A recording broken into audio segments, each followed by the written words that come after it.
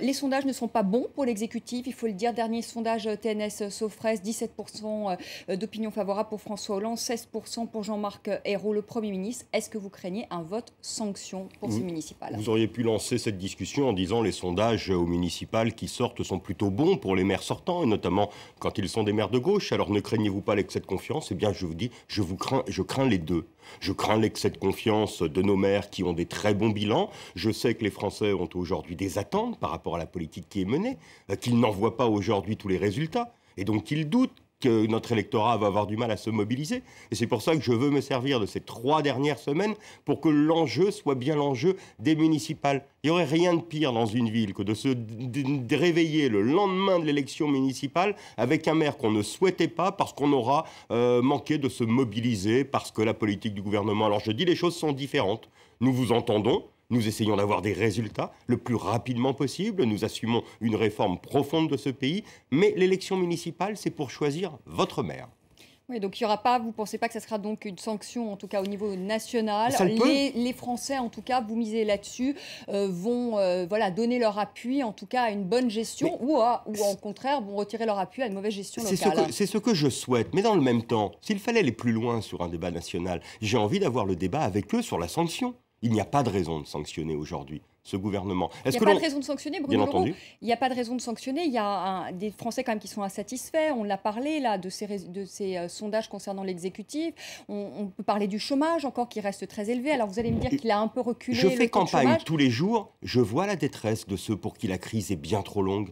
Je vois la détresse de ceux qui craignent que le regroupement de diverses entreprises amène à de nouveaux plans sociaux.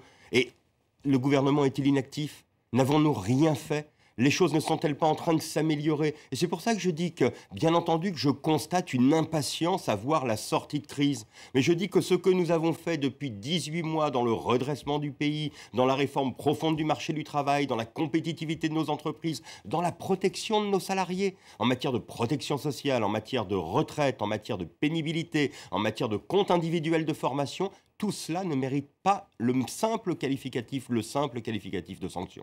Oui, mais c'est peut-être le ressenti des Français, peut-être différent, parce qu'ils sont confrontés aujourd'hui au chômage, parce qu'ils sont confrontés également à une hausse de la fiscalité. Mais ça aussi, ça pèse sur les ménages français. Bien entendu, et je le comprends, et j'accepte bien cette idée que l'exécutif et ce que nous faisons ne sera populaire qu'au moment où il y aura des résultats. Je vois bien que les Français attendent de voir ces résultats pour créditer l'action qui est entreprise. Et pour autant, je leur dis, faites attention. Le choix d'un maire, c'est le choix de celui qui va vous protéger localement. C'est celui qui dirige vos services publics locaux. Ne mélangeons pas tout. Et accessoirement, je le redis et je suis prêt à tous les débats dans les prochaines semaines, l'action que nous menons résolument depuis 18 mois est une action de justice, une action de progrès social. Et elle ne mérite en aucun cas d'être sanctionnée, même si je sais bien l'attente qu'il y a de résultats encore plus rapides pour les Français.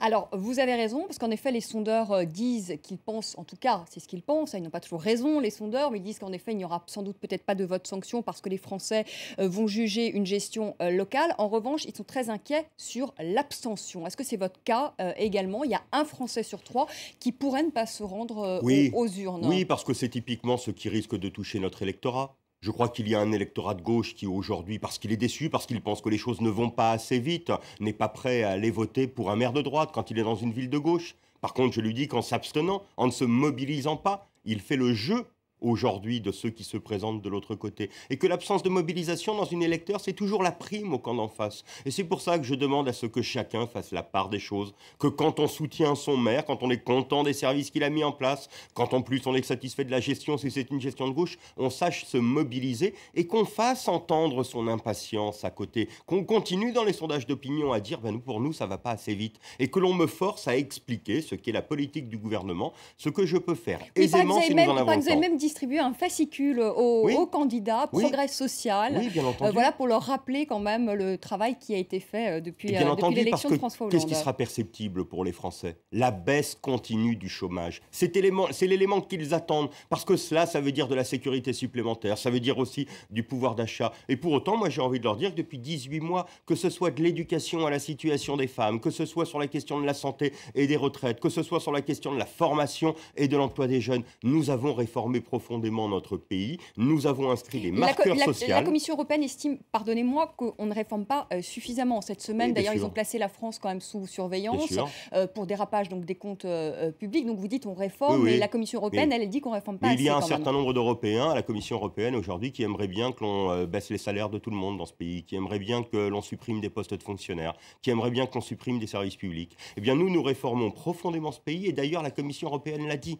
La tendance qui était la tendance d'élévation de tous nos déficits et de notre dette est aujourd'hui rompue. Ils sont à la baisse. Ça ne baisse pas autant qu'ils le souhaitent. Eh bien, ça baisse pas au assez rythme... de baisse des dépenses publiques. Oui, mais ça baisse au rythme qui est compatible d'abord avec des réformes structurelles pour notre pays et avec quelque chose qui ne s'appellera pas l'austérité en France. Nous ne ferons pas ce que d'autres pays européens ont été amenés à faire, c'est-à-dire à avoir des coupes dans les prestations, à avoir des coupes dans les salaires, à avoir des coupes dans la fonction publique. Cela, nous le refusons parce que les Français payeraient cher. Bruno Leroux, vous parlez à l'aile gauche du Parti socialiste, que vous avez un peu du mal à tenir quand même, il faut le dire. Je parle aux Français.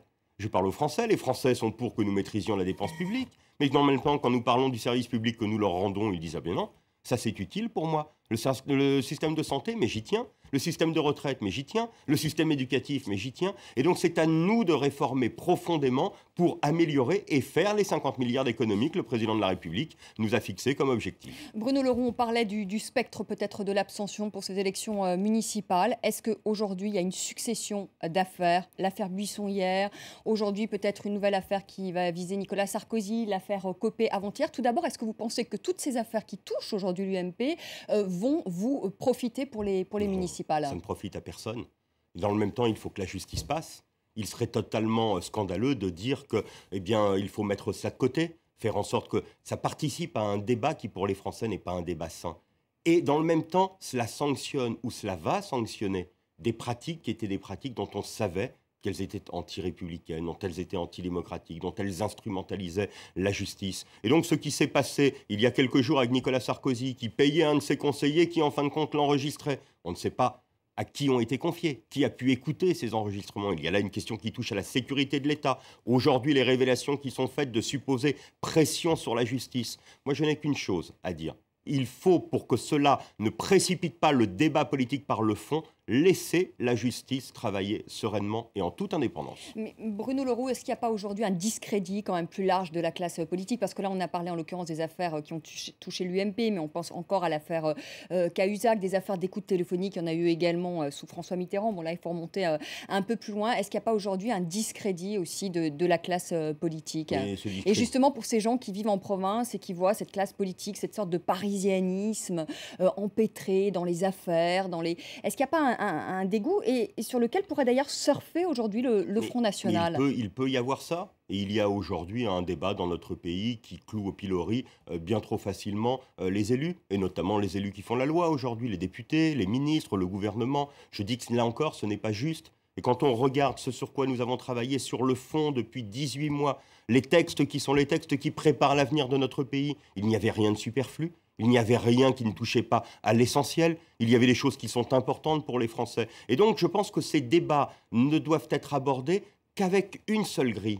La grille du respect de nos institutions, du respect de la légalité, du respect de nos lois. Quand nous disions il y a quelques mois que Nicolas Sarkozy avait abîmé la République, avait abîmé la France, je pense que nous étions en deçà de la réalité de ce qu'a été son quinquennat. Et pour autant, faudrait-il aujourd'hui dire « Eh bien non, c'est du passé ». On ne fait plus rien et on ne laisse pas la justice enquêter sous prétexte que ça pourrait remuer des choses qui seraient néfastes pour les Français. Malheureusement, non. La République, elle a besoin de savoir, elle a besoin de pouvoir juger et Nicolas Sarkozy a aujourd'hui besoin de se défendre. Est-ce que vous craignez une montée du Front National lors de ces élections municipales? Le FN qui a déposé près de 600 listes, c'est un record pour le parti de Marine Le Pen qui pourrait empocher 10 à 15 villes. Est-ce que vous craignez cette montée du Front National? Bien entendu, je ferai tout pour faire en sorte que ces villes ne soient pas gérées demain par des maires Front National. Et dans un premier temps, ce que je ferai, c'est de défendre mes couleurs, de défendre les couleurs de mes candidats dans chacune de ces villes pour qu'ils arrivent en tête, pour qu'ils représentent l'alternative au Front National. Et dans le même temps, je veux mener le débat sur le fond.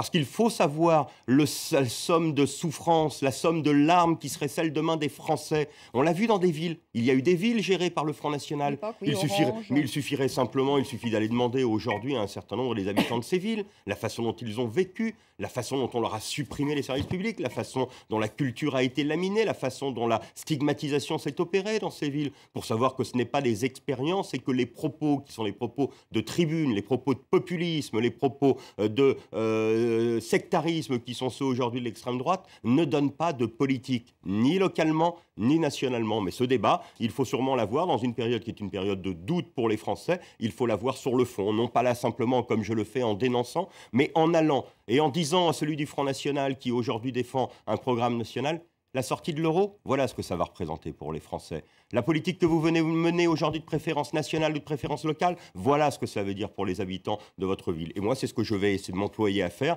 chaque fois qu'il y a un risque dans les prochains jours. Merci beaucoup. Merci Bruno Le Roux d'être venu sur le plateau de France 24, président du groupe socialiste à l'Assemblée nationale. Je vous retrouve dans quelques minutes pour un nouveau journal et on reviendra évidemment très longuement sur la crise ukrainienne. À ne pas manquer, 18h45, le journal de l'économie, 18h50, les sports, tout en images. À tout de suite.